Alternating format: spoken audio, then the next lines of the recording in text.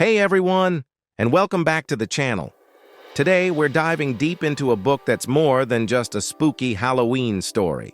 We're talking about Mary Shelley's Frankenstein, and I'm here to convince you why it's not just the original science fiction masterpiece, but a story you absolutely cannot ignore, even 200 years later. So, when you hear Frankenstein, what comes to mind? A green-skinned giant with bolts in his neck, right? That lumbering monster is a pop culture icon, but the creature in Shelley's novel is a far more tragic, articulate, and complex character. And here's a fun fact to start us off. Frankenstein isn't the monster. He's the doctor, Victor Frankenstein, the brilliant, arrogant scientist who creates him.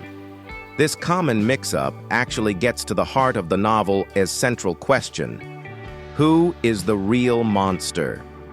Let's travel back to 1816, the year without a summer. A teenage Mary Shelley, along with her future husband, Percy Bysshe. Shelley and the famous poet Lord Byron were cooped up in a villa in Switzerland due to volcanic ash, blocking out the sun. To pass the time, they challenged each other to write ghost stories.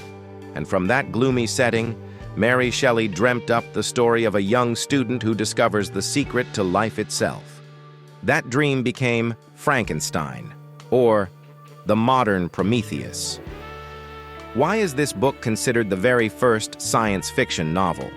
Because it's not about ghosts or supernatural curses, it's about science.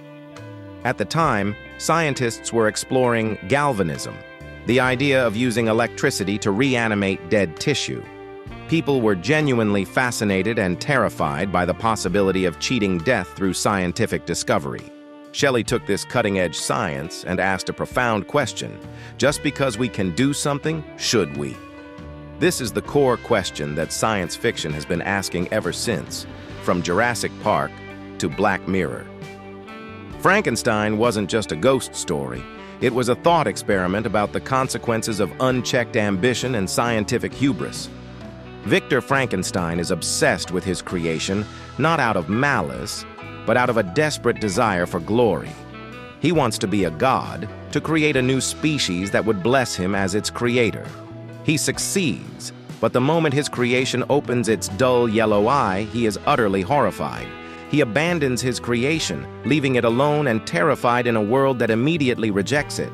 This is where the story gets truly heartbreaking. The creature, as we'll call him, is intelligent, sensitive, and desperately craves connection. He learns to speak and read by secretly observing a family in a cottage.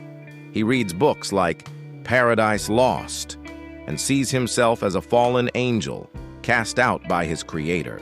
He is capable of immense kindness, but every time he tries to connect with humanity, he's met with fear and violence simply because of his appearance. It's this rejection that twists his initial innocence into a desire for revenge against the man who made him and then left him to suffer. The novel is a powerful exploration of nature versus nurture. Is the creature inherently monstrous, or is he made monstrous by society's cruelty? Shelley makes a compelling case for the latter. He tells Victor, "I was benevolent and good. Misery made me a fiend. Make me happy, and I shall again be virtuous." It's a plea for companionship, a cry for a partner who won't recoil from him in terror. This question of identity, of what it means to be human and who gets to decide, is incredibly modern.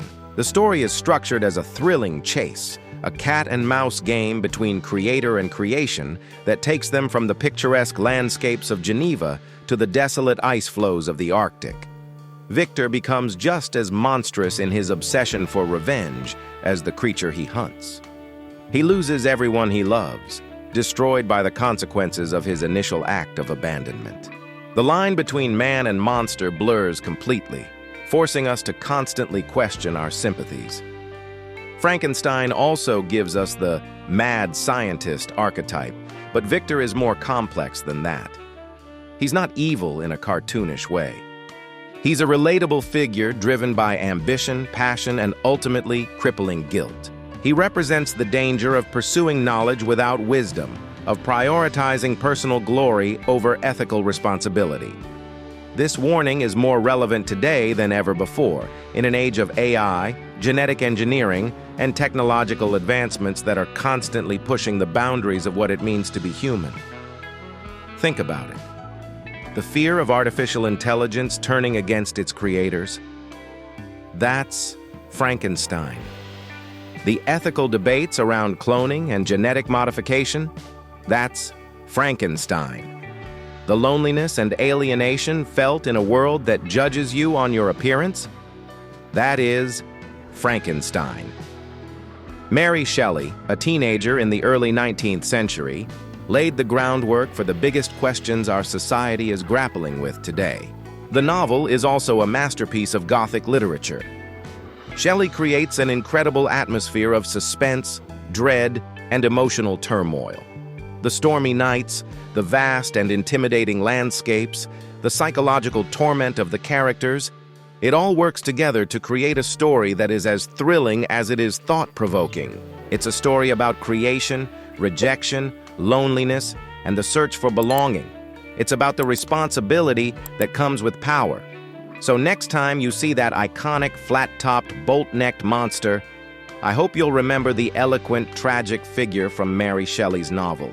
A being who read Milton, yearned for love, and was driven to darkness not by his nature, but by the cruelty of mankind, starting with his own creator. Frankenstein is not just a horror story. It's a profound human drama, a philosophical puzzle, and a prophetic warning. It's the blueprint for modern science fiction and a timeless exploration of the human heart. If you've only ever known the movie versions, I urge you to pick up the book.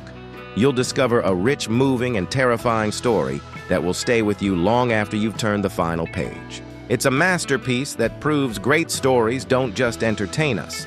They challenge us and help us understand ourselves and our world a little better. Thank you so much for watching. What are your thoughts on Frankenstein?